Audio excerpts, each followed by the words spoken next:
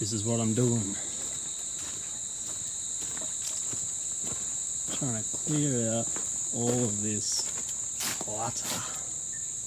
What a mess. This is an absolute nuisance to try and sort through at work. So here we go.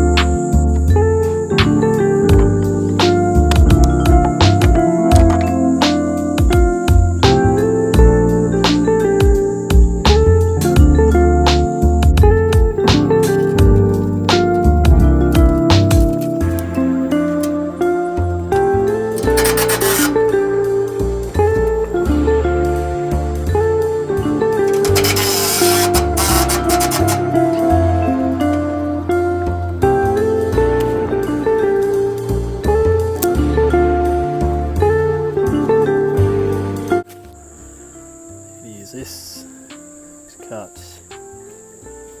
brace in the centre of my trailer in here. Little divider.